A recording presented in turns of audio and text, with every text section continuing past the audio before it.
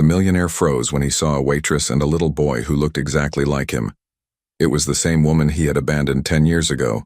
Before we dive into the story, drop a comment below and tell us where you're watching from.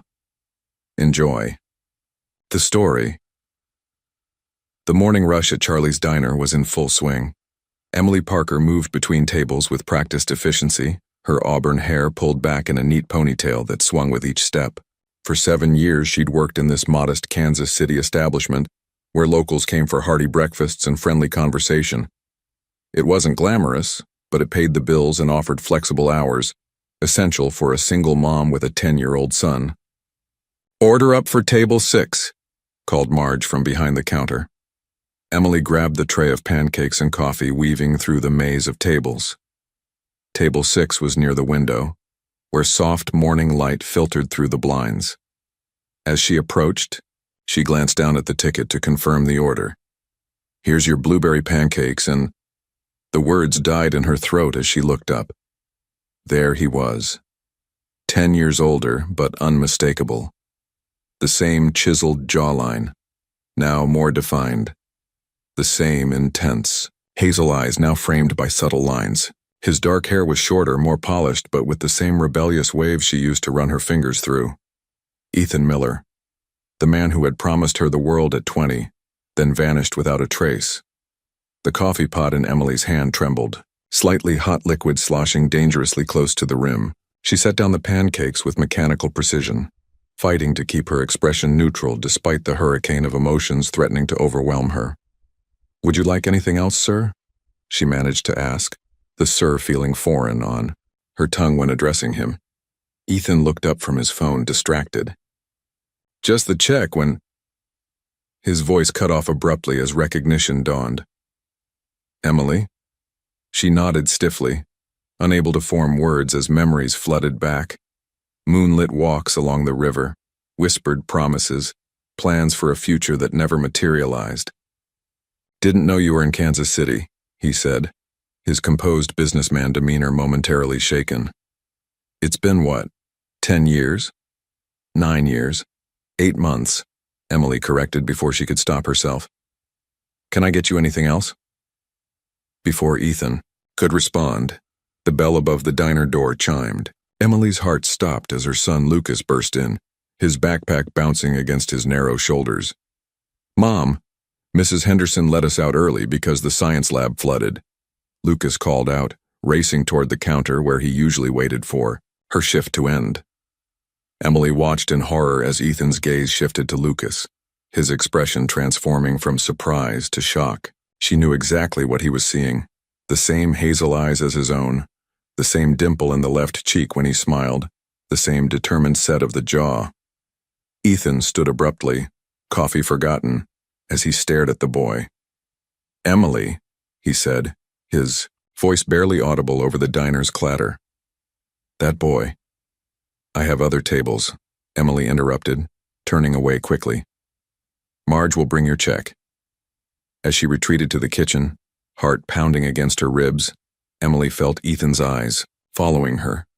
The past she'd carefully packed away was suddenly violently present again. Through the service window, she watched as Ethan continued to stare at Lucas, who had settled at the counter with a comic book, completely unaware of the man whose blood ran through his veins. Ethan pulled out his phone, snapped a discreet photo of the boy, then left money on the table, far more than his bill required. As he walked out, his eyes met Emily's through the kitchen window, a silent promise that this unexpected reunion was far from over. Emily leaned against the cool metal, prep table, legs suddenly weak. 10 years of carefully constructed stability threatened to crumble in a single morning. Lucas was asking Marge for a chocolate milk, blissfully unaware that his entire world had just shifted on its axis. Because Ethan Miller, tech innovator, millionaire, and the man whose existence she'd reduced to "your father wasn't ready for a family" in Lucas's bedtime questions, was back. And judging by the determination in his eyes as he left, he wasn't going anywhere this time. As the lunch rush finally tapered off, Emily's hands wouldn't stop shaking. She kept dropping silverware, earning concerned glances from Marge. You look like you've seen a ghost, honey, Marge said, refilling the salt shakers. A ghost. That's exactly what Ethan Miller was. A ghost from her past suddenly made flesh. Emily glanced toward the window where Lucas sat doing homework, his brow furrowed in concentration just like Ethan's used to when they'd study together. I'm fine, Emily lied. Just tired. As she wiped down tables, memories she'd locked away years ago came flooding back. She was 20 again, a scholarship student at Kansas State, meeting Ethan in Economics 101. He'd asked to borrow her notes, though she later learned he had perfect grades and didn't need them. His family owned Miller Technologies, but he'd never flaunted his wealth, driving an old Jeep and wearing faded jeans like any college student. That summer had been magical. Picnics by Clinton Lake, midnight conversations about everything and nothing, plans for traveling the world together. Ethan had dreams beyond his family's company: humanitarian technology, sustainable energy solutions. You make me want to be better, Em, he'd told her one starlit night, her head resting on his chest. With you, I'm not just some rich kid coasting on my family name. She'd believed him, believed in them. Then came his father's sudden death in September. Ethan had gone to New York for the funeral, promising to return in a week. He never came back. His phone was disconnected. Her emails went unanswered. When she finally gathered the courage to visit the Miller estate outside Kansas City, his mother Vivian had greeted her with glacial politeness. Ethan's moved on, Vivian had informed her, elegant in her designer morning clothes. He's taking over the company now. The summer dalliance with the scholarship girl made for a charming distraction, but surely you didn't think it was serious. Week later, Emily discovered she was pregnant. Her second visit to the Miller estate, visibly pregnant and desperate, ended with security escorting her to the gate while Vivian watched from the window. The final visit resulted in Vivian offering her a check, a substantial one, on the condition she'd leave Kansas City and never contact Ethan again. Emily had torn up the check in Vivian's face. She'd had her pride even then. Mom, can I have a milkshake? Lucas's voice yanked her back to the present. I finished my math worksheet.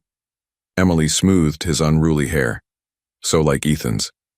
Sure, buddy. Let me see that work. As Lucas proudly displayed his completed homework, Emily's phone vibrated, with a text from an unknown number. We need to talk. I'll be at Riverside Park at 7, please come. Ethan. Her stomach lurched. How had he gotten her number so quickly? Then again, when you had millions at your disposal, finding a phone number was probably child's play. Mom? Are you okay? Lucas asked, his hazel eyes, Ethan's eyes filled with concern. Emily forced a smile. Just fine. Let's get you that milkshake. Then we need to stop by Mrs. Wilson's. She's watching you tonight. I have something I need to do. As dusk settled over Riverside Park, Emily paced nervously near the fountain. She'd chosen this spot intentionally, public, well lit, and far from the secluded bench where, a decade ago, Ethan had first told her he loved her. When his tall figure appeared on the path, Emily's heart betrayed her with a sudden leap. He wore casual clothes now, jeans and a simple button-down, looking more like the college boy she'd known than the suited businessman from the diner. You came, he said simply, stopping a respectful distance away. Emily crossed her arms. What do you want, Ethan? The truth. His voice was quiet but intense. The boy at the diner, Lucas, right? He's mine, isn't he? Emily met his gaze steadily. Yes, he's your son, though you forfeited any right to him when you disappeared 10 years ago. Ethan's face showed no surprise at the confirmation, only a complex mixture of emotions: wonder, regret, anger. Why didn't you tell me, Emily? All these years? Emily laughed, bitterly. Didn't tell you? I called you dozens of times. I wrote letters. I came to your house. Your mother made it crystal clear you wanted nothing to do with me or your child. Confusion crossed Ethan's features. What are you talking about? I never received any calls or letters, and you never came to the house. I would remember that. Your mother turned me away. 3 times. Emily's voice hardened with remembered humiliation. The last time she offered me money to disappear. Ethan paled visibly in the park's fading light. My mother told me you'd left Kansas, that you'd gone back to Oklahoma for a better scholarship. When I tried contacting you, your number was disconnected. For the first time in 10 years, doubt crept into Emily's certainty about what had happened between them. That's impossible, she whispered. I never changed my number until months later. They stared at each other, the fountain's gentle splashing, filling the silence between them as a decade of misunderstandings began to unravel. The implications of their conversation hung heavy in the evening air. Emily's mind raced, trying to reconcile this new information with the narrative she'd lived with for 10 years. Say I believe you, she said cautiously, that you didn't know about my attempts to contact you. It doesn't change the fact that you have a 10-year-old son who's never known his father. Ethan ran a hand through his hair, that familiar gesture that made Emily's heart twist with unwanted recognition. I want to meet him. Properly, he said, his voice firm but pleading. Not as a stranger in a diner, but as his father. Emily shook, her head immediately. Absolutely not. Lucas is happy, well-adjusted. I won't upend his life because you suddenly discovered his existence. Don't I have rights? He's my son too, Ethan countered, a flash of the privileged young man she once knew breaking through his composed exterior. Rights? Emily's voice rose despite her efforts to remain calm. Rights are earned, Ethan. Where were you when he had pneumonia at 3 and I couldn't afford the hospital bill? Where were you for his first day of kindergarten when he asked why other kids had daddies and he didn't? Ethan flinched at each question but held his ground. That's not fair. I didn't know he existed. Life isn't fair, Emily replied, the bitterness of years as a struggling single mother evident in her tone. I learned that lesson when I was 20 and pregnant, alone because the man I loved vanished without a trace. They stood in tense silence, until Ethan spoke again, his voice softer. What have you told him about me? Emily sighed, her anger deflating slightly. That his father was someone I loved in college, that he wasn't ready for a family. I've never vilified you to him if that's what you're worried about. Thank you for that at least. Ethan took a tentative step closer. Emily, I know I have no right to ask anything of you, but please, give me a chance to know my son, to be part of his life. Emily studied his face, searching for the sincerity she once trusted implicitly. The park lights illuminated his features, older, more weathered, but still the face that appeared in her dreams far more often than she'd cared to admit. I need time to think, she finally said. This isn't just about you and me. It's about what's best for Lucas. Ethan nodded, visibly restraining himself from pushing further. Here's my card. All my numbers. Personal cell, office, home. Call me when you're ready to talk again. He hesitated, then added, I'm staying in Kansas City. For as long as it takes. Emily took the card, noticing the embossed CEO title beneath his name. You got what you wanted then, she observed quietly. Running the family business. A shadow crossed Ethan's face. Not exactly how I planned it. Dad's death changed everything. He paused, clearly weighing his next words. I came back for you, Emily, after the funeral. But you were gone, according to my mother. Emily's hand tightened around his business card. I never left until Lucas was almost 1. Your mother lied to both of us. The realization settled between them. 10 years lost to manipulation and deceit. As Emily turned to leave, Ethan called after her. He has my eyes. And that little crease between his eyebrows when he concentrates. Emily froze.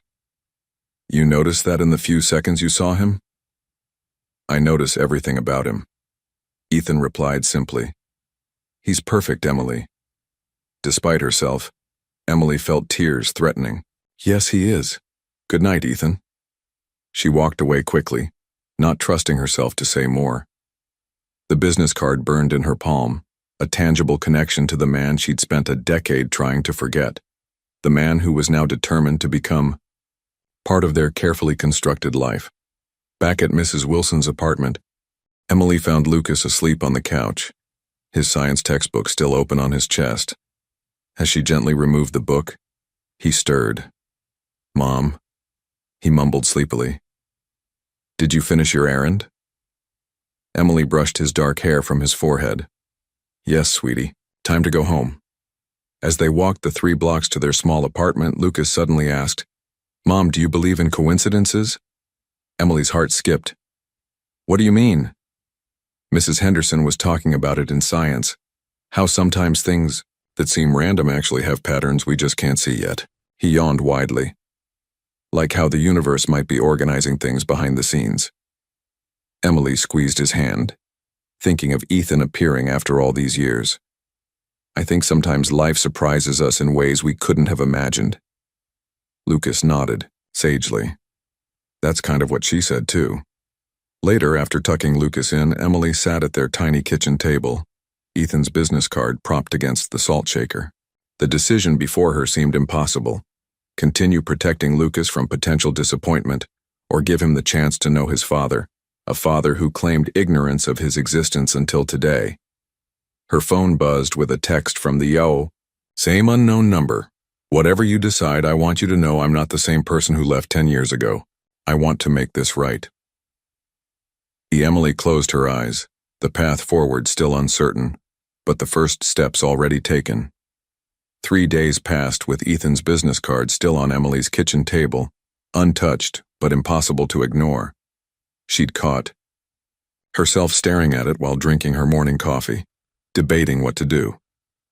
"Earth to Mom," Lucas said, waving his hand in front of her face as he sat down for breakfast. "You're doing it again." Emily blinked. "Doing what?" "Zoning out. You've been weird since Tuesday." Lucas poured cereal into his bowl with careful precision. "Is it money stuff again? Because I don't really need those new soccer cleats." Emily sighed, heart clenched. At 10, Lucas already understood financial limitations too well. "It's not money stuff," she assured him. "Just grown-up things. And you absolutely need those cleats. Your toes are practically poking through the old ones." Lucas grinned, revealing a dimple in his left cheek that was pure Ethan. "Cool. Hey, can we go to the Science Museum Saturday? They have a new renewable energy exhibit." Before Emily could answer, her phone buzzed with a text from Marge. "Your rich admirer is back. Table 6 again. Asked specifically for you." Emily's stomach dropped. "Lucas, finish up. We need to leave early today." At the diner, Emily sent Lucas to the break room with his books before reluctantly approaching table 6. Ethan sat there, looking more casual than before, in a simple blue button-down, nursing a coffee. "This is harassment," she said quietly, standing, at a professional distance. "I told you I needed time." Ethan looked up, dark circles under his eyes suggesting sleepless nights. "I know, I'm not here to pressure you, He hesitated. "I just wanted to see you again. Make sure you're real, not some dream I conjured up." The sincerity in his voice weakened her resolve slightly. "Well, I'm real. And working. Some of us can't afford to sit in diners all morning." "Emily," he began, then stopped as he caught sight of something over her shoulder. Emily turned to see Lucas peeking out from the break room, curiosity evident on his face. "Is that him?" Ethan whispered, his expression a mixture of awe and terror. "Go back inside, Lucas," Emily called, trying to keep her voice casual. But it was too late. Lucas, never one to follow instructions completely, approached cautiously. "Mom, I finished my math," he announced, glancing curiously at Ethan. "Is this one of your customers?" Emily felt cornered. "Yes, Lucas, this is Mr. Miller. He was just leaving." Ethan extended his hand, ignoring Emily's pointed look. "It's nice to meet you, Lucas. Your mom's been taking good care of me." Lucas shook his hand with the solemn formality of a child raised to be polite to adults. "Are you new around here? I know most of Mom's regulars."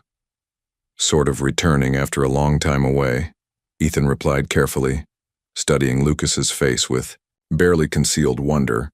Lucas nodded sagely. "You should try the blueberry pancakes. They're the best in Kansas City. Mom says so, and she doesn't exaggerate about food." "I'll do that," Ethan promised, his voice thick with emotion. Emily placed a protective hand on Lucas's shoulder. Back to your homework, please. I'll be there in a minute. After Lucas reluctantly retreated, Emily turned to Ethan. That wasn't fair. I haven't decided anything yet. I'm sorry, Ethan said, though his expression, still fixed on the break room door, suggested he wasn't entirely regretful. He's amazing, Emily. Smart, confident. Yes, he is, Emily agreed, and I'm not going to let anyone hurt him, even his biological father. Ethan finally tore his gaze away from where Lucas had disappeared. I would never intentionally hurt him. Intentionally being the operative word, Emily countered. You haven't exactly proven yourself reliable. Ethan accepted this with a resigned nod. I understand your caution, but I'm not going anywhere. Emily, I'll be here, same table, same time, every day until you're ready to talk. True to his word, Ethan appeared every morning for the next 5 days. He ordered different items each time, left generous tips, and never approached Lucas again, respecting Emily's boundaries while making his presence impossible to ignore. On the 6th day, he didn't come. Emily told herself she was relieved, that perhaps he'd given up and returned to his wealthy life, his corporate responsibilities. Yet she found herself watching the door, her stomach sinking as the morning progressed with no sign of him. Your boyfriend stood you up? Marge asked during a lull, eyebrows raised knowingly. He's not my... Emily began automatically, then sighed. It's complicated. Honey, when a man looks at a woman the way that one looks at you, there's nothing complicated about it, Marge replied. That's the look of a man with regrets.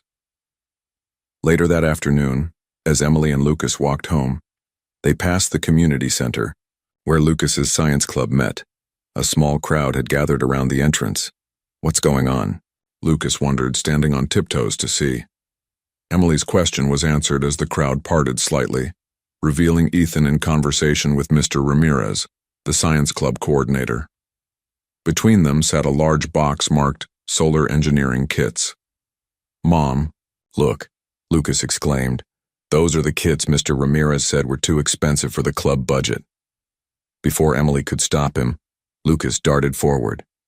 Mr. Ramirez, are those really for us? Ethan turned, surprise registering on his face when he saw Lucas, followed quickly by Emily. His expression became apologetic as their eyes met. Lucas, Mr. Ramirez beamed. Yes, indeed. Mr. Miller here has generously donated enough kits for the whole club. He says he's interested in supporting science education. Lucas turned to Ethan with newfound respect. You did this? That's so cool. We've been wanting these forever. As Lucas examined the kits with the other children, Ethan approached Emily, hands shoved in his pockets like a schoolboy caught misbehaving. This wasn't how I planned to tell you, he said quietly. I was going to call first. Emily crossed her arms. Is this your strategy, buying your way into his life? Ethan winced. That's not fair. I saw a flyer about the science club needing sponsors. Lucas mentioned being in science club, it seemed right. Before Emily could respond, Lucas bounded back to them. Mom, Mr. Miller knows all about renewable energy. He's going to help us with our projects. Looking between her son's excited face and Ethan's cautiously hopeful one, Emily realized her carefully constructed boundaries were already beginning to crumble. He's trying to buy Lucas's affection, Emily vented, as she aggressively wiped down the diner counter the next morning, and using the science club to do it. Marge, who'd been listening patiently to Emily's complaints for the last 15 minutes, raised an eyebrow. Sounds to me like he's trying to connect with his son through something the boy loves, she observed, refilling the sugar dispensers. Not exactly criminal behavior. Emily shot her a betrayed look. Whose side are you on? Yours, honey. Always. Yours, Marge said gently. But I've watched you raise that boy alone for 7 years. You've been both mother and father to him. Would it be so terrible for Lucas to have a man in his life who shares his interests?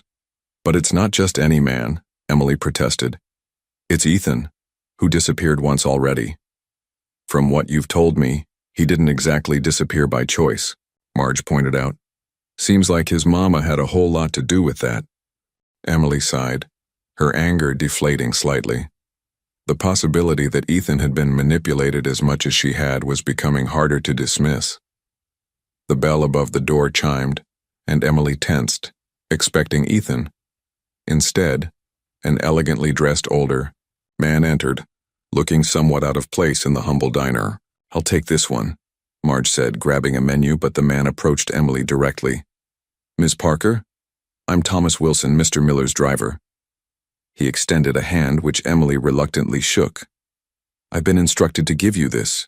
He handed Emily an envelope, then added in a lower voice, "If I may speak candidly, Ms. Parker, I've worked for the Miller family for over 30 years.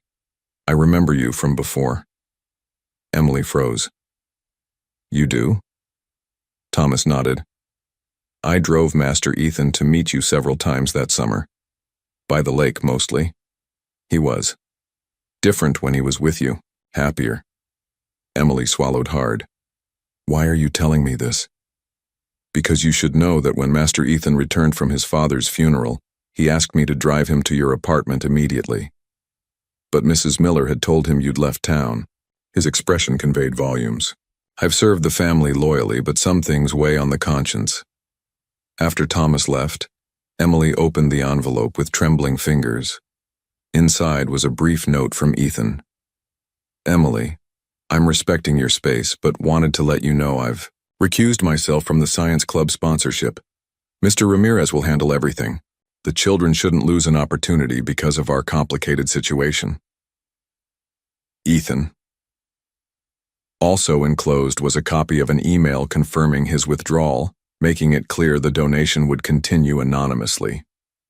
Emily stared at the note, conflicted. It was a gesture of respect for her boundaries, yet the donation itself remained. "He's not making this easy, is he?" Marge commented, reading over her shoulder. "No," Emily agreed softly. "He's not." That evening, as Emily helped Lucas with his homework, her phone rang with an unfamiliar number. "Emily, this is Denise Kelly, Lucas's science teacher." The woman sounded apologetic. "I hope it's okay that I called. Mr. Ramirez gave me your number." "Is he everything all right?" Emily asked, immediately concerned. "Oh yes, I'm actually calling about the scholarship opportunity for the Summer Science Academy at State University." Emily frowned. "What scholarship?" "The one Lucas applied for," Denise explained. "His application was exceptional, detailed observations on how the solar kits could be modified for greater efficiency. The selection committee was very impressed." Emily glanced at Lucas, who was suddenly very focused on his textbook, a telltale flush creeping up his neck. "I see," she said carefully. "And when did Lucas submit this application?" "Yesterday. Mr. Miller helped him with the technical specifications, but the ideas were all Lucas's." After ending the call, Emily crossed her arms and fixed her son with a stern look.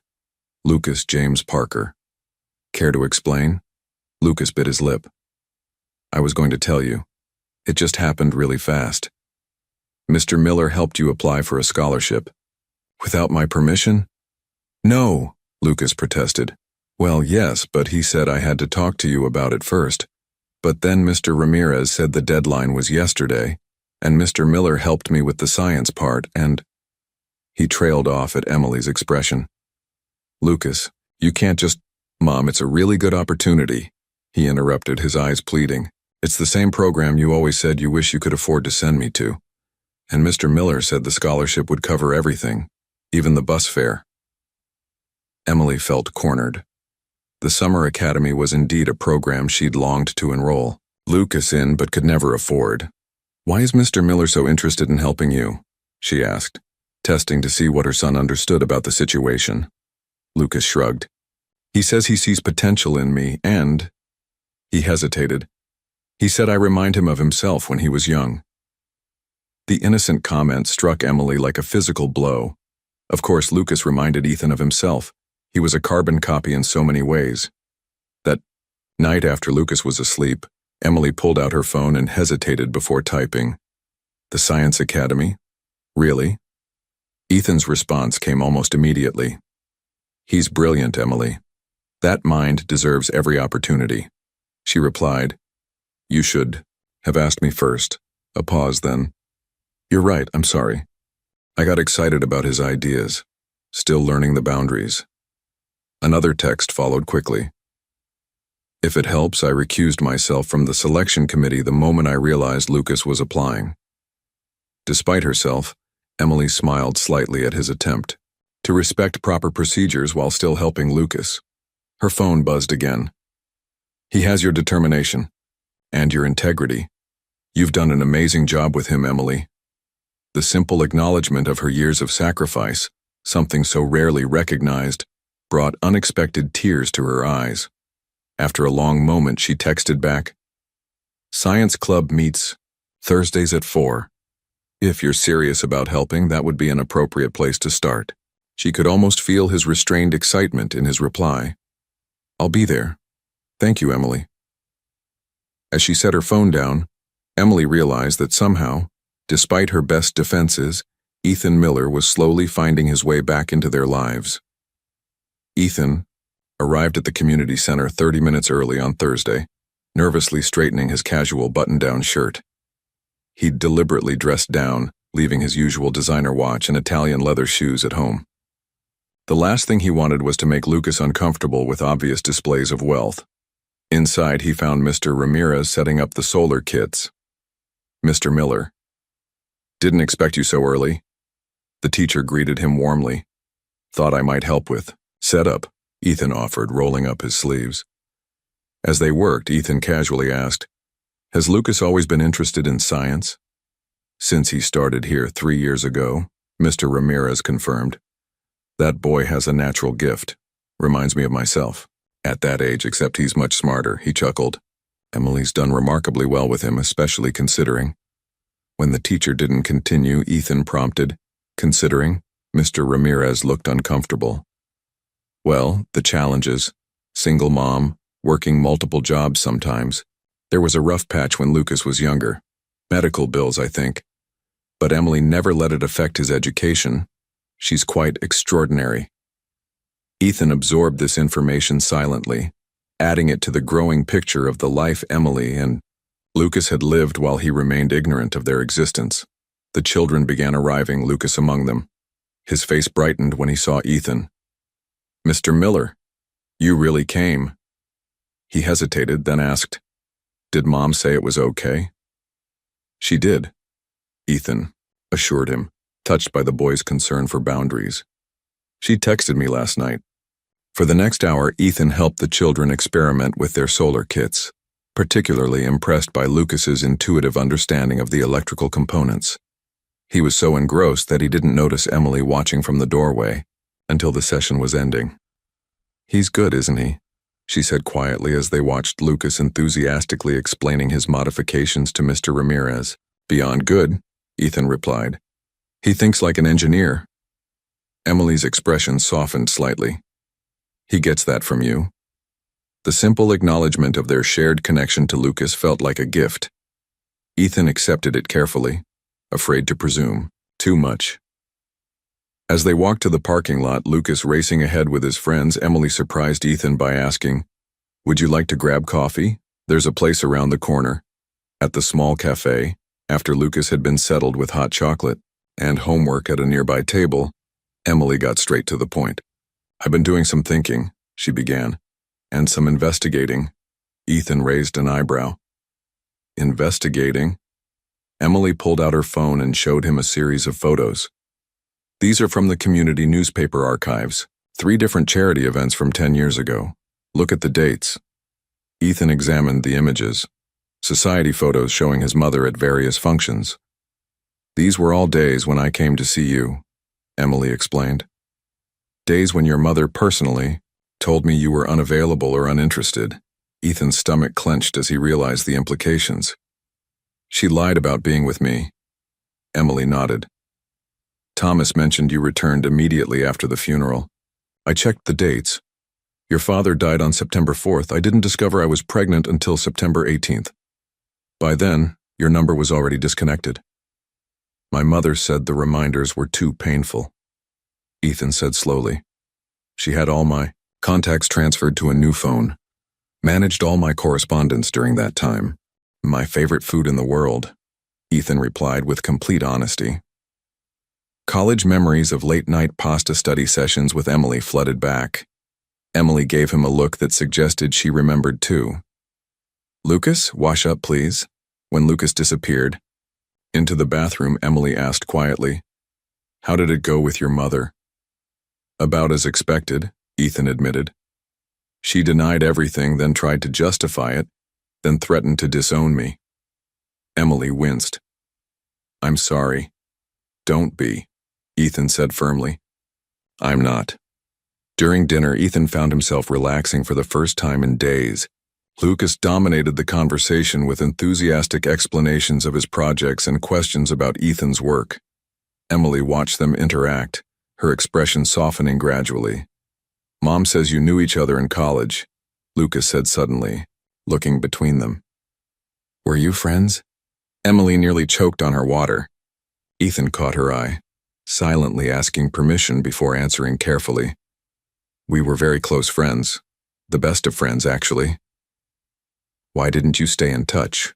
Lucas asked with the direct curiosity of children.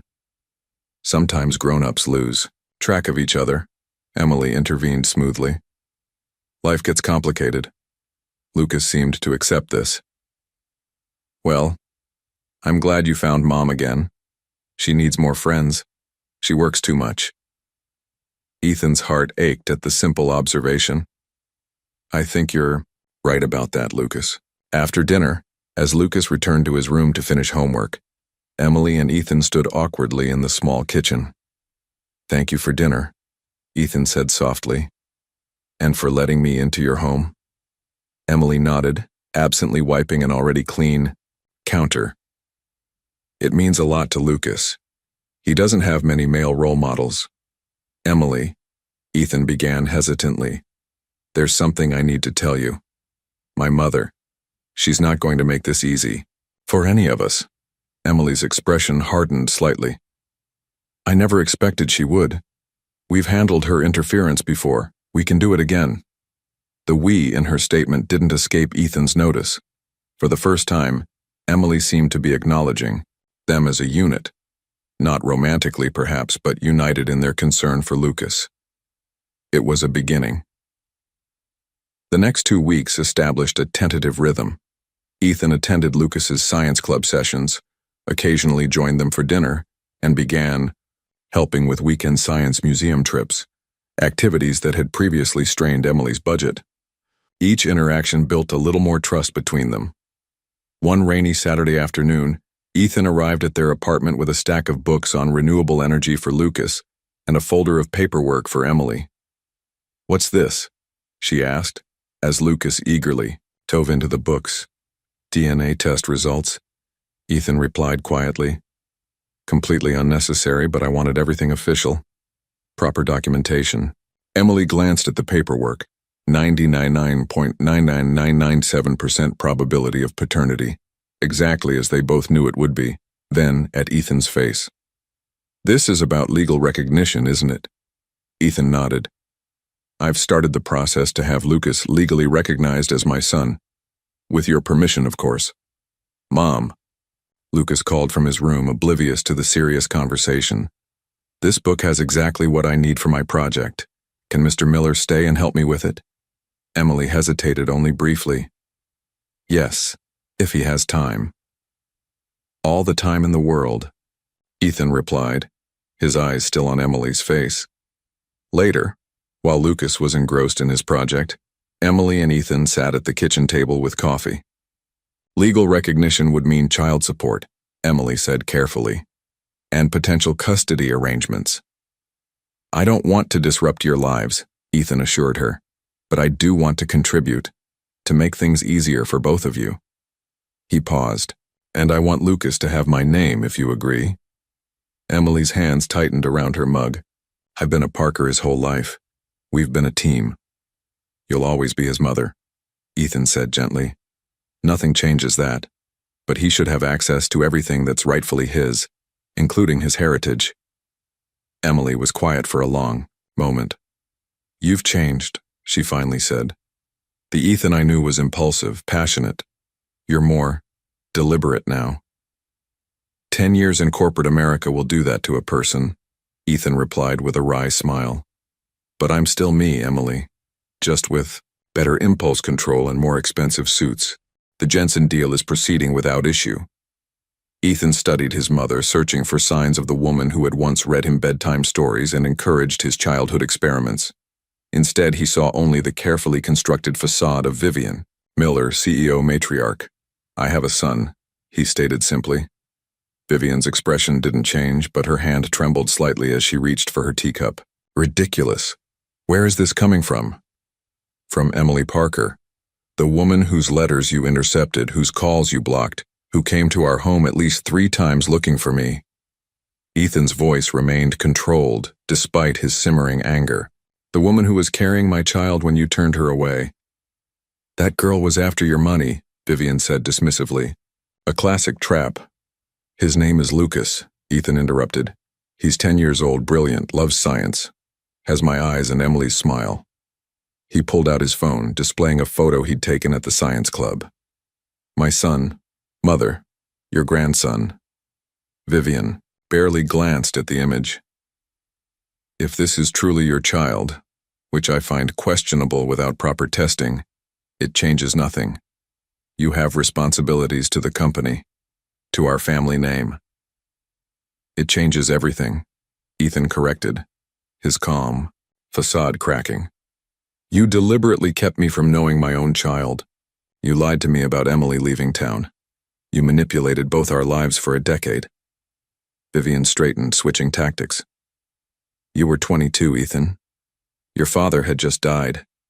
The company was in transition. That girl and her pregnancy would have derailed everything we'd built.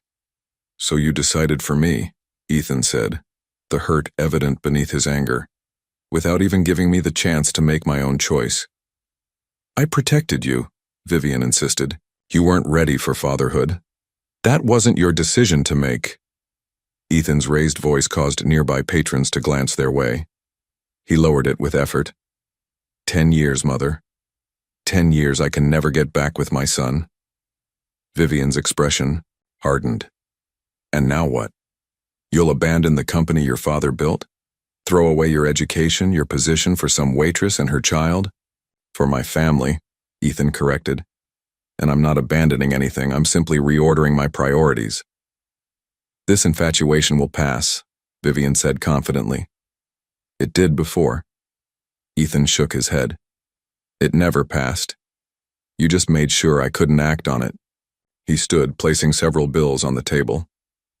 I've scheduled a DNA test as a formality, but I don't need it to know Lucas is mine. I'm recognizing him publicly as my son, with or without your blessing. Vivian's composure finally cracked. You would shame our family name with this illegitimate. Choose your next words very carefully, Mother, Ethan warned, his voice dangerously quiet. That's my son you're speaking about. Later that evening, as Ethan pulled into the modest apartment complex where Emily and Lucas lived, he was still shaking from the confrontation. His mother's parting words echoed in his mind. If you pursue this, you're on your own, Ethan. I won't have the Miller name associated with scandal. He found apartment 3B and knocked, wondering if Emily would sense the tension still radiating from him. The door opened to reveal Lucas, grinning widely. Mr. Miller, Mom's finishing dinner. Come see my room. It's where I keep all my projects.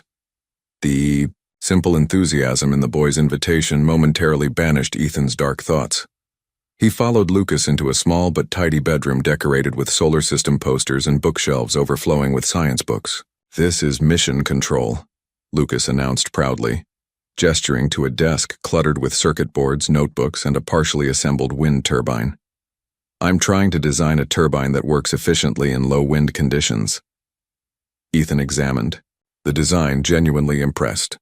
You've created a multi-blade configuration to capture more energy. That's graduate-level thinking, Lucas. The boy beamed at the praise. I've been working on it forever. Mom got me my first engineering kit when I was 7, even though we couldn't really afford it. A lump formed in Ethan's throat at this casual mention of their financial struggles he could have prevented had he known about Lucas. Hey. Emily appeared in the doorway, wearing jeans and a simple blouse, her hair loose around her shoulders. "Dinner's ready. Nothing fancy, just spaghetti.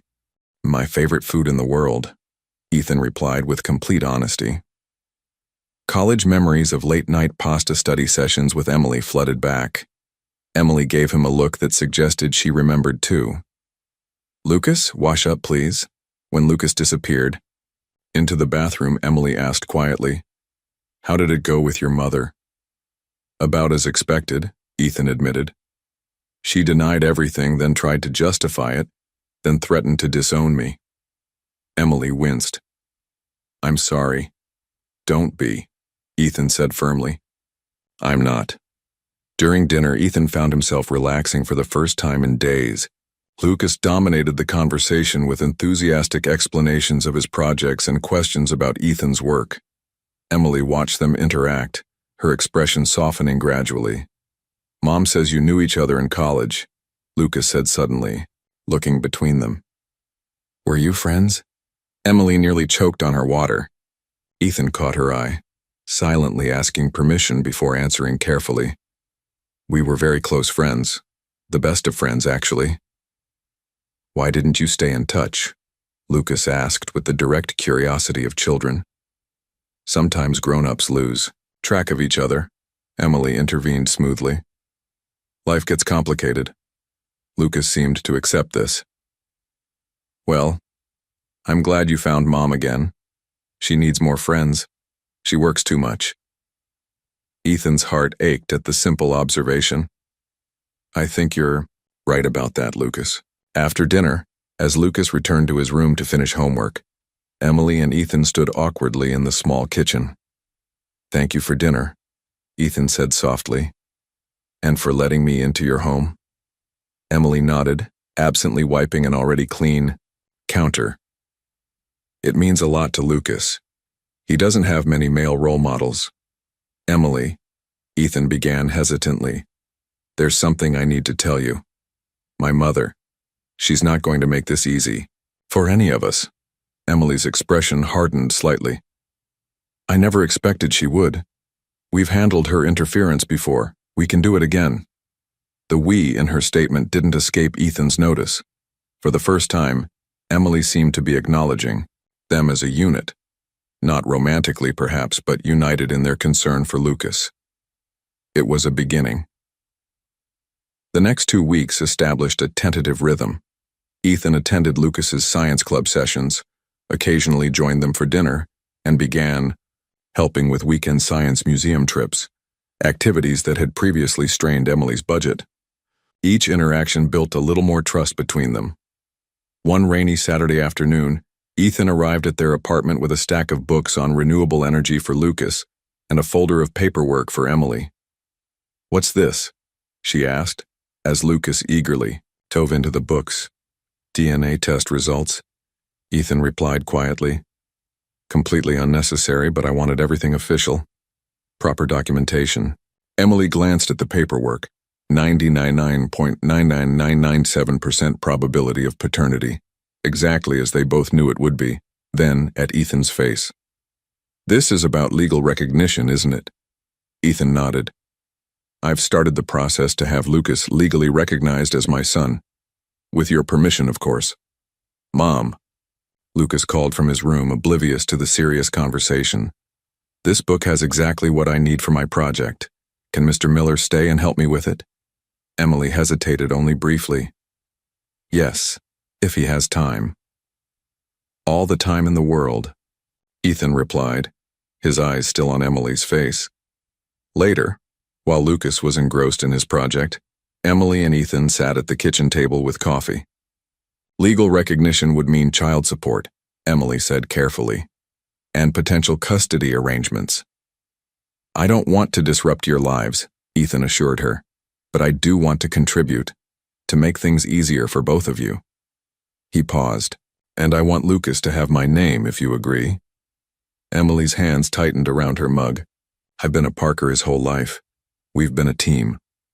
"You'll always be his mother," Ethan said gently. "Nothing changes that, but he should have access to everything that's rightfully his, including his heritage."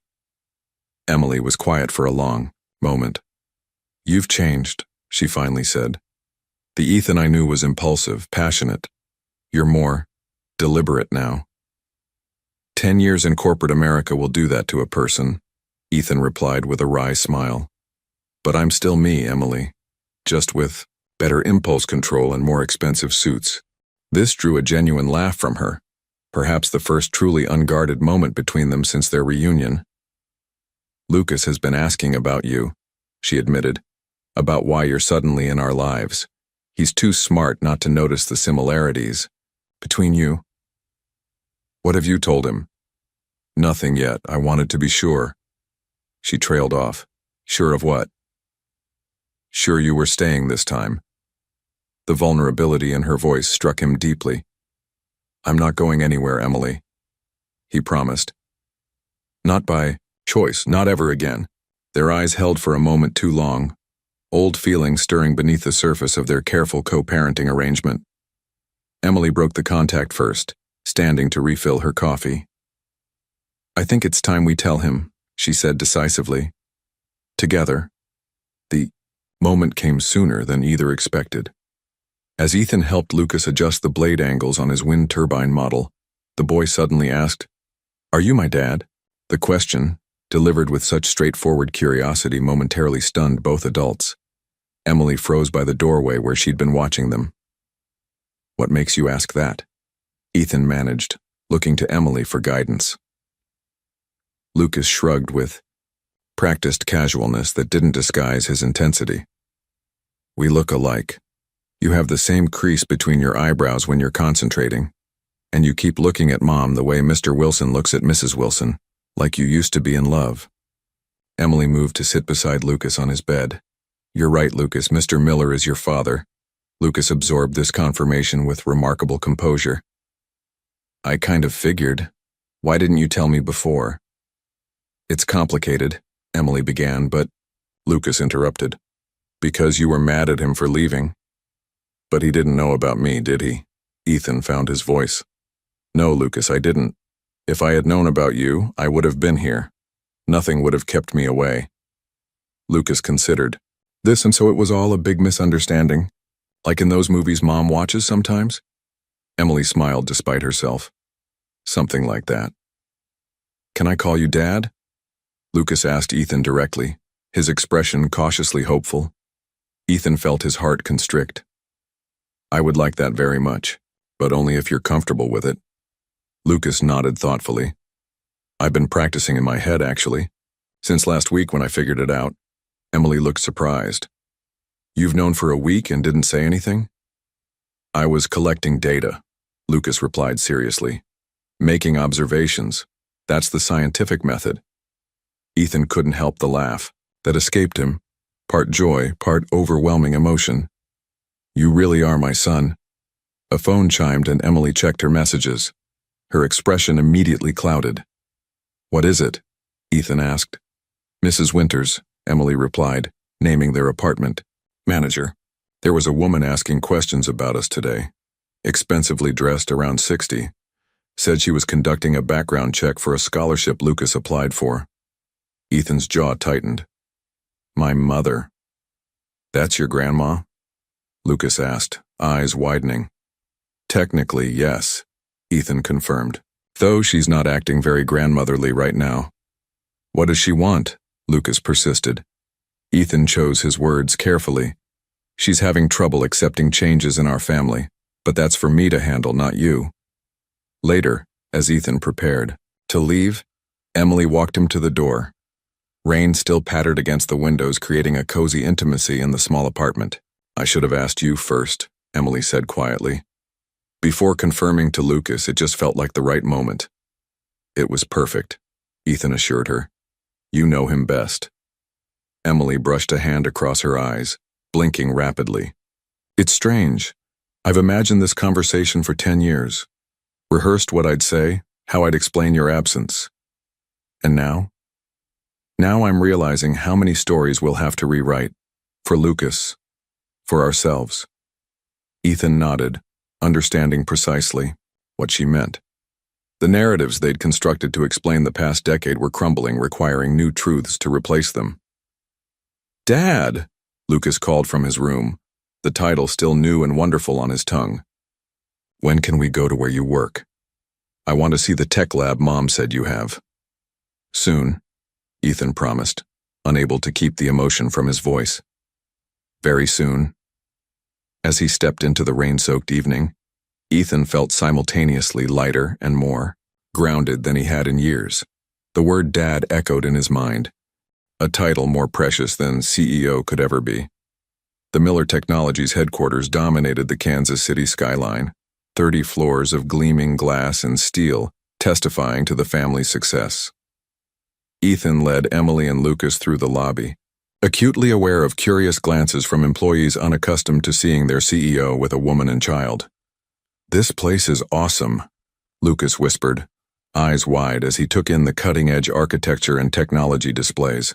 "Wait until you see the R&D lab," Ethan replied, guiding them toward a private elevator. As they rode up, Emily seemed increasingly uncomfortable.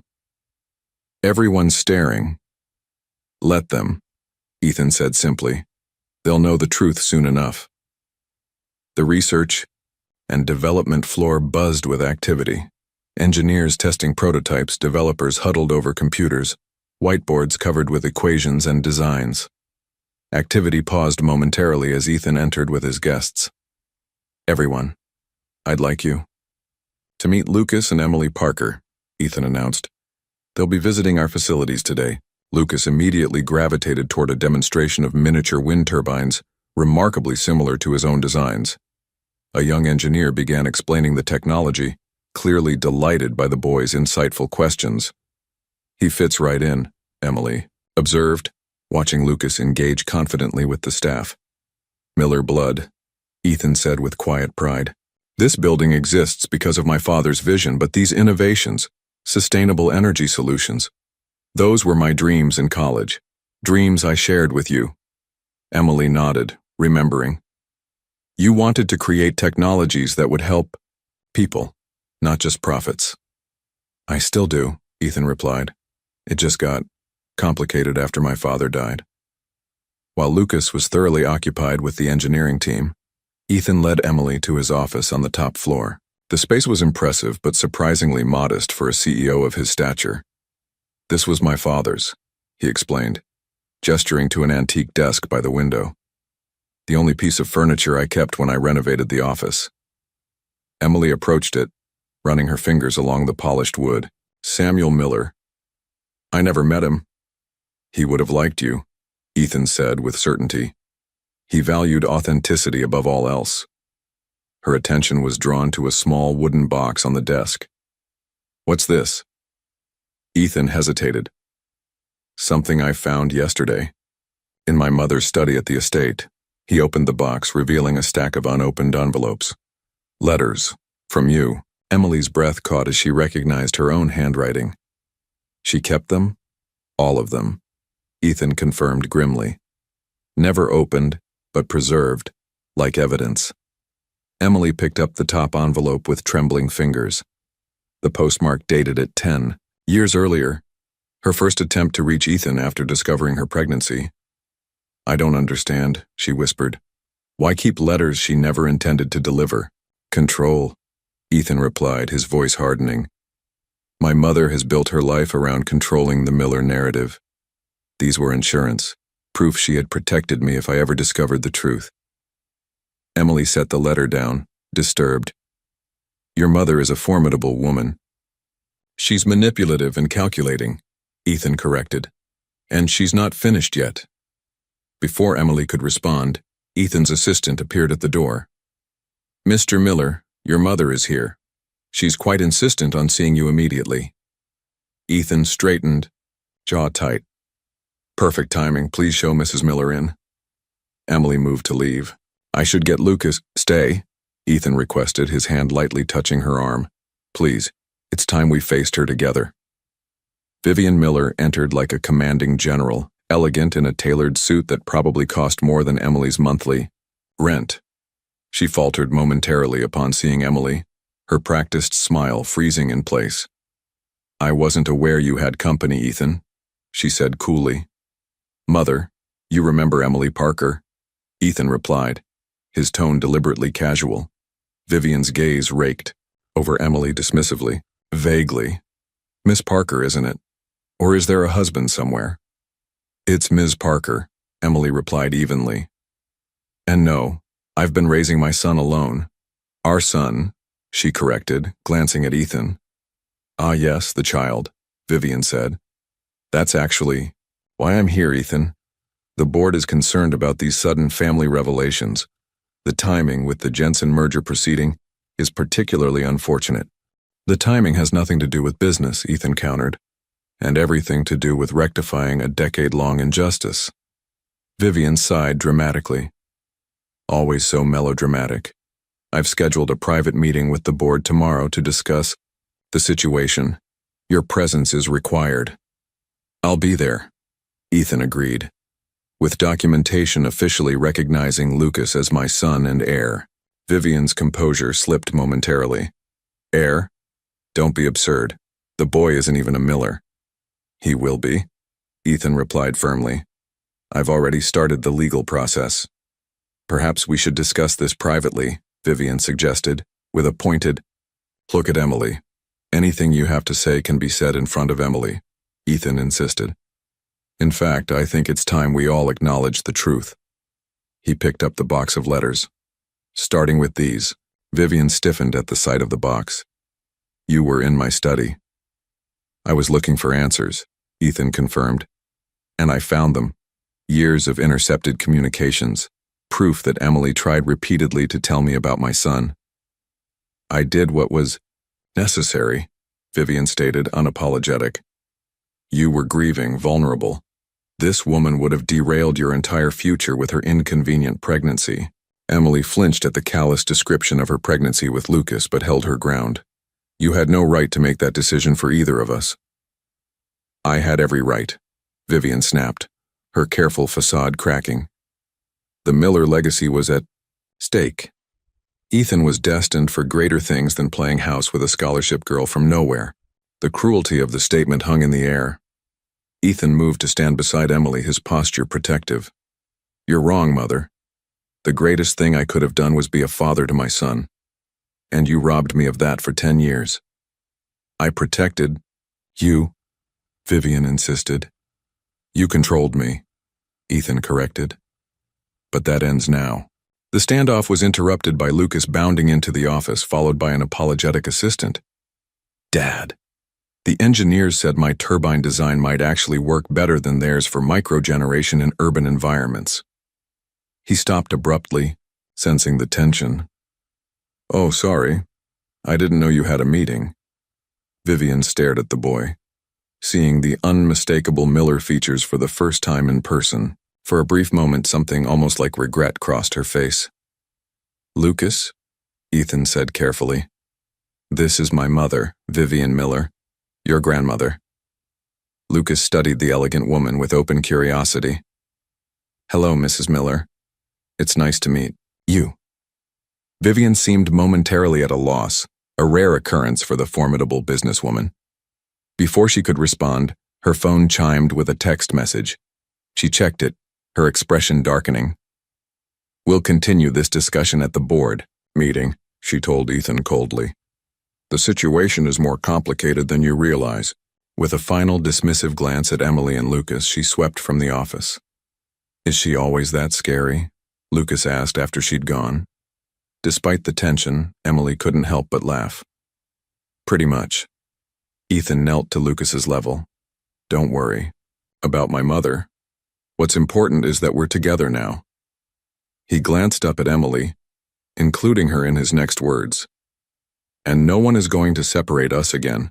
The Miller Technologies boardroom epitomized corporate power, 20 seats of supple leather surrounding a gleaming mahogany table, floor-to-ceiling windows offering panoramic city views.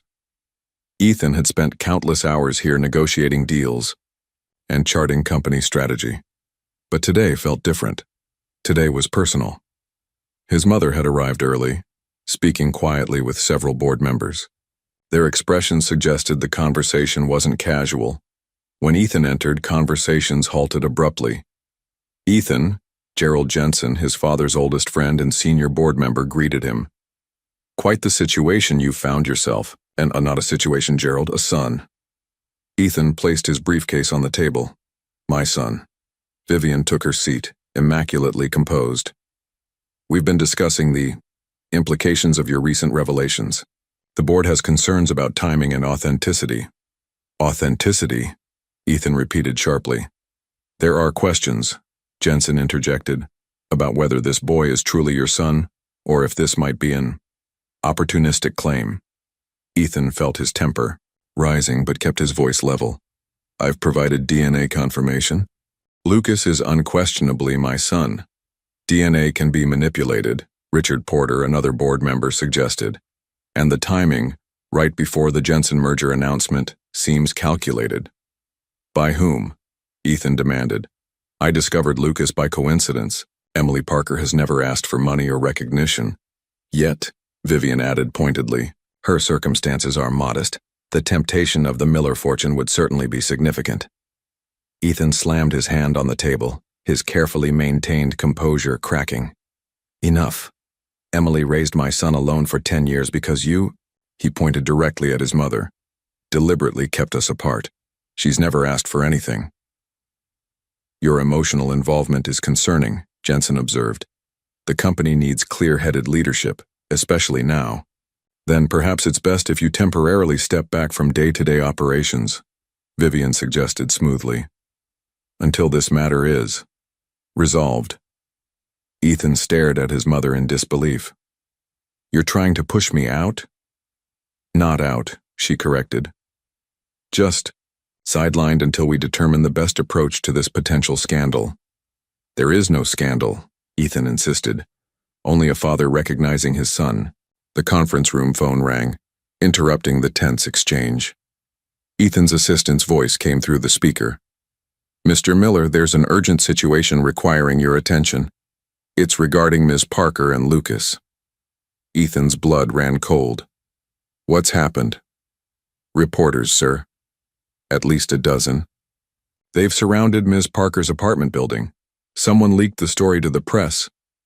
Ethan looked directly at his mother, whose expression remained impassive, but whose eyes held a calculating gleam. "I need to go," he announced, gathering his materials. "The meeting isn't finished," Vivian objected. "Yes, it is." Ethan paused at the door. "And so is your interference in my life. You've manipulated your last Miller, mother." As he rushed from the building, Ethan's phone filled with notifications, news alerts about the Miller Technologies air scandal, already trending across social media. The family war had gone public. By the time Ethan reached Emily's apartment complex, the media circus was in full swing. News vans lined the street, reporters with microphones clustered at the entrance. Security guards attempted to maintain order while residents complained about the disruption. Using the building's back entrance, Ethan finally made it to apartment 3B. The scene inside broke his heart.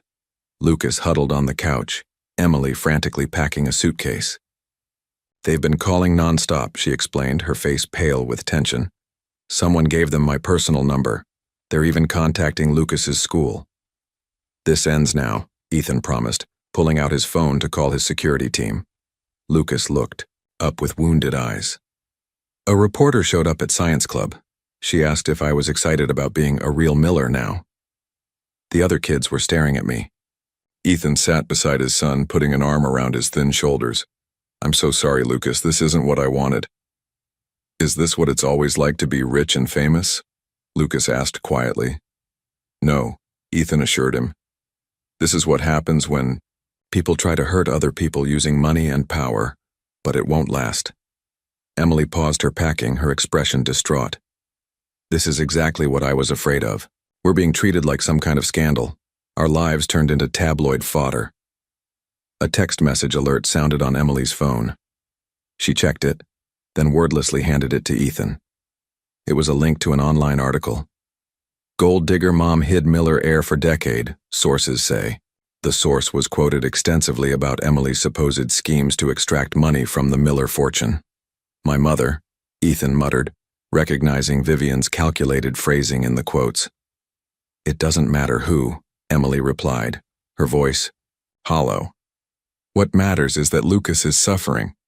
This was a mistake, Ethan, all of it. Don't say that, Ethan pleaded.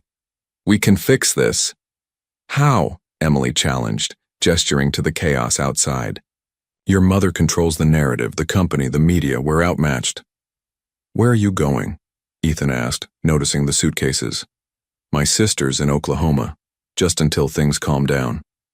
The realization that they were running, that his mother was effectively driving them away again, filled Ethan with cold fury. Please don't go, he said softly. Not again, not like this. Dad? Lucas's voice was small. I don't want to leave. I have the science competition next week. Emily sank into a chair, the fight draining from her. I don't know what's best anymore. I thought I was protecting him all these years, but now. Ethan knelt before her, taking her hands in his. Let me fix this. I know how to handle my mother, the media, all of it. Can you? Emily asked, doubt heavy in her voice. They're already painting me as a gold digger, Lucas as an illegitimate complication, you as an irresponsible playboy. The damage is done. Only if we let it be, Ethan insisted. Trust me, Emily, one last time. A knock at the door startled them all. Through the peephole, they saw Thomas, Ethan's driver, looking distressed. Mr. Miller, Thomas said when they opened the door. The board has called an emergency meeting. They're voting on your temporary removal as CEO. Emily and Ethan exchanged glances. His determined, hers resigned. Looks like your mother is winning, Emily said quietly. No, Ethan replied with newfound resolve. She's just shown me exactly what I need to do. He pulled out his phone, scrolling through contacts. It's time to change the narrative. For the first time in days, a spark of hope flickered in Emily's eyes. The Grand Plaza Hotel's conference room buzzed with anticipation as journalists from every major news outlet in Kansas City assembled, drawn by the cryptic press advisory from Miller Technologies. Major announcement regarding company leadership and future direction. At precisely 10 a.m., Ethan entered the room, dressed impeccably in a tailored suit. The crowd expected him to be alone. Instead, Emily and Lucas walked beside him. The flashes of cameras intensified as they took their places at the podium. Thank you all for coming, Ethan began, his voice steady and confident. I've called this press conference to address the speculation surrounding my family and to clarify my position with Miller Technologies. He gestured to Emily and Lucas. This is Emily Parker and her son Lucas, my son. 10 years ago, through circumstances beyond either of our control, Emily and I were separated. I never knew she was pregnant. I never knew I had a son. The room grew silent as journalists sensed the raw emotion beneath his professional demeanor. 2 weeks ago, by what some might call fate, I discovered Lucas's existence. Since then, I've been working to establish a relationship with my son and to make amends for my unwilling absence in his life. Ethan paused, his gaze sweeping the room. Unfortunately, certain parties have attempted to twist this family reunion into something tawdry and scandalous. Let me be absolutely clear. Emily Parker never hid my son from me. She tried repeatedly to contact me when she discovered her pregnancy. Those attempts were deliberately intercepted. The reporters leaned forward, sensing the bombshell about to drop. I have evidence that communications between Emily and myself were systematically blocked. Letters were intercepted, visits denied, all to prevent me from learning about my son. Ethan's voice hardened. This was not only a personal betrayal, but potentially corporate malfeasance as it involved misuse of company resources. A murmur swept through the crowd as journalists furiously took notes. As of this morning, I have voluntarily stepped down as CEO of Miller Technologies while an independent investigation proceeds. This is not an admission of wrongdoing on my part, but rather a commitment to transparency and accountability. Ethan placed a hand on Lucas's shoulder. My priority now is my family. I am officially and publicly acknowledging Lucas Parker as my son and heir. I am establishing a trust for his education and future, and I am filing for joint custody, with Emily's blessing. He looked at Emily, who nodded her confirmation, her expression a mixture of amazement and cautious hope. I will not allow my family to be used as pawns in a corporate power struggle, nor will I permit my son's reputation to be tarnished by manufactured scandal. Ethan's voice rang with conviction.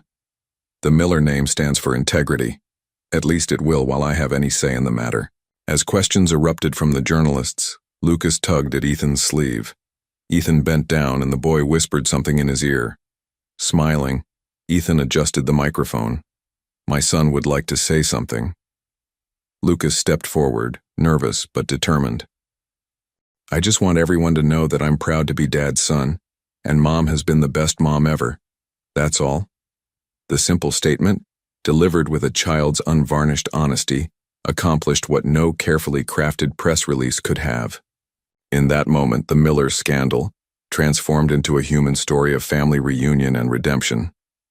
Outside, watching the press conference on a monitor in her car, Vivian Miller's perfectly manicured nails dug into her palms as she realized her son had outmaneuvered her at last.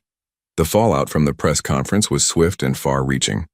Public opinion, initially manipulated against Emily, swung dramatically in her favor as the story of the separated lovers and their reunited family captured the public's imagination. Social media erupted with supportive hashtags, and even Miller. Technology's stock recovered after an initial dip, as consumers responded positively to Ethan's display of integrity. In Emily's modest apartment, now mercifully free of lurking reporters, Ethan spread blueprints across the kitchen table. It's not too big, he assured her, noting her overwhelmed expression. Just 4 bedrooms, an open floor plan, and yes, a dedicated lab space for Lucas. Emily studied the plans for the house Ethan had purchased, a comfortable home in a good school district, midway between her workplace and Miller Technologies. It's beautiful, she admitted. But Ethan, we can't accept this, it's too much. It's not a gift, Ethan clarified. It's Lucas's home too. I want him to have stability, space for his projects, a yard. He hesitated. The guest house in back would be yours. Your own space, completely separate if that's what you want. Emily's eyes widened. You'd live in the main house? You're serious about this co-parenting arrangement? Completely serious, Ethan confirmed. I've missed 10 years, Emily. I don't want to miss a single day more.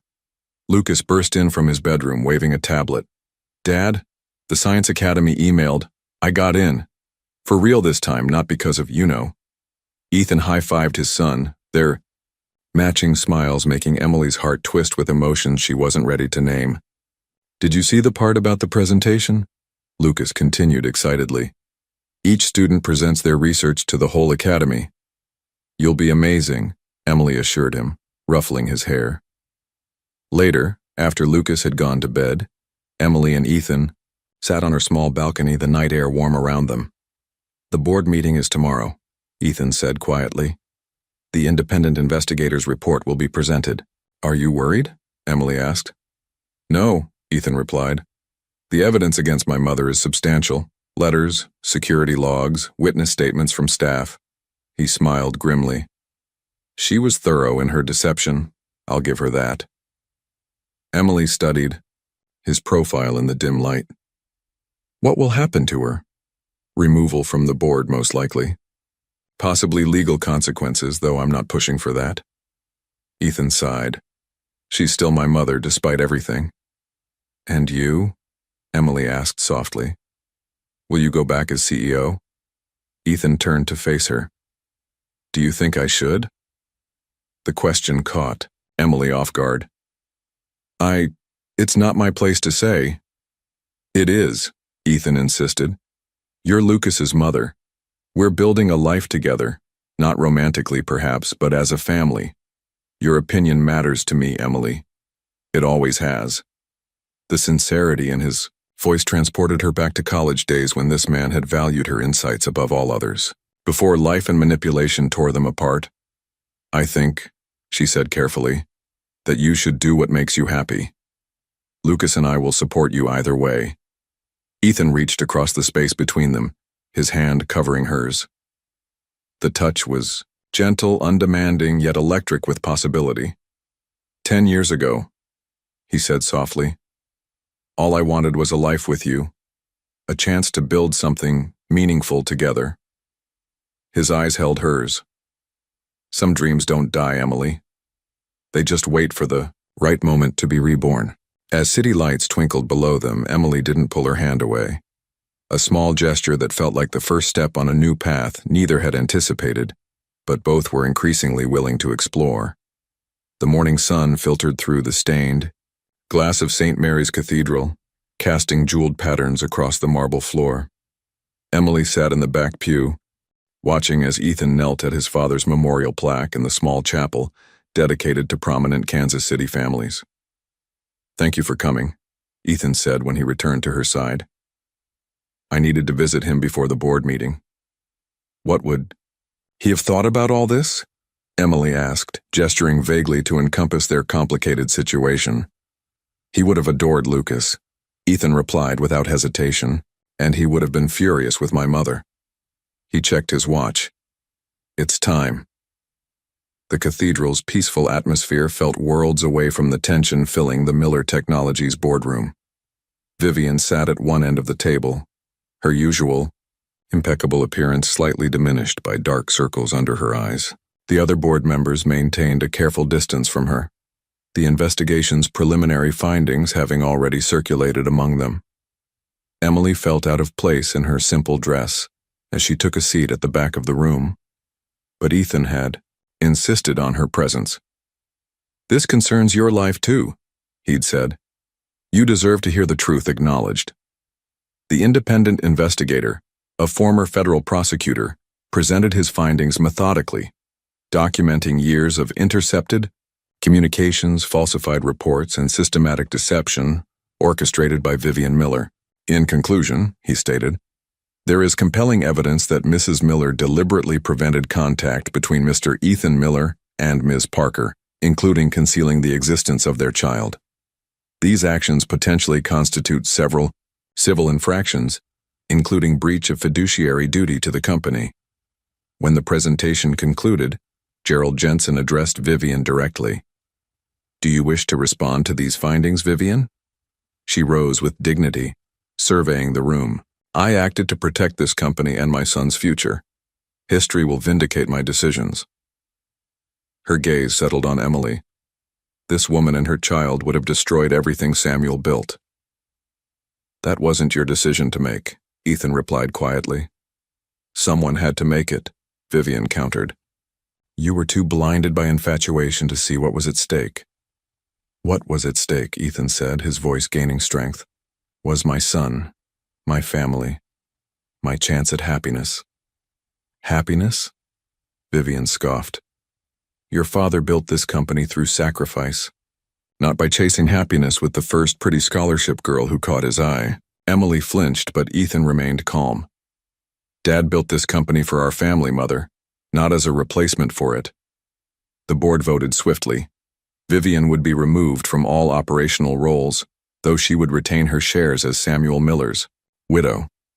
Ethan would be reinstated as CEO, with quarterly oversight from the board for the next year. As the meeting adjourned, Vivian approached Emily, ignoring the others filing out of the room. He'll resent you eventually, she said softly, her voice carrying the absolute certainty of someone who believed their own prophecies. When the novelty wears off, when the responsibilities of parenthood interfere with his ambitions. Before Emily could respond, a small voice came from the doorway. You're wrong. Lucas stood there, Thomas the driver beside him, having brought the boy at Ethan's request. Families are supposed to make each other stronger, Lucas continued, approaching his grandmother without fear. That's what Mom always says. And now I have Dad too, so we're even stronger. Vivian stared at her grandson, this child with unmistakable Miller determination in his eyes, and for the first time something in her rigid posture softened. You look like your grandfather, she said finally, an acknowledgement that felt like the closest thing to acceptance she could offer. 1 year later, the backyard of the Miller Parker home bustled with activity as guests gathered to celebrate Lucas's 11th birthday. Children darted between tables decorated with science-themed centerpieces, while adults mingled over drinks and appetizers. Emily surveyed the scene from the kitchen window, still occasionally marveling at how much had changed. The house, neither mansion nor modest apartment but something comfortably in between, had become a true home over the past year. Her separate guest house, initially a buffer meant to maintain independence, now served primarily as her home, office, and art studio. She'd gradually migrated into the main house, a transition so natural that neither she nor Ethan had formally acknowledged it. "Need help with the cake?" Ethan asked, appearing beside her with his sleeves rolled up. Emily nodded toward the refrigerator. Lucas insisted on a model of a hydrogen fuel cell this year. "Of course he did," Ethan laughed. "Nothing says happy birthday like renewable energy technology." As they worked side by side, Emily found herself studying Ethan's profile. The corporate polish remained, but a year of fatherhood had softened his edges. He laughed more easily, now prioritized family dinners over late meetings, and had reorganized Miller Technologies' leadership structure to allow him more time at home. "Penny for your thoughts?" he asked, catching her gaze. "Just thinking about how far we've come," Emily replied honestly. "A year ago, we were strangers reconnecting in a diner." "Not strangers," Ethan corrected softly. "Never that. Just interrupted." Outside, a sleek black car pulled into the driveway. Vivian Miller emerged, elegant as always, but noticeably less severe than she had been a year ago. "She came," Emily observed, surprised despite the invitation they'd extended. Ethan nodded. "Third time's the charm. Lucas will be pleased." Their relationship with Vivian remained complicated. Removed from her operational role at Miller Technologies, she'd retreated to the family estate, declining most invitations to see Lucas. But gradually, almost reluctantly, she'd begun to acknowledge her grandson, first with impersonal gifts, later with cautious interest in his academic achievements.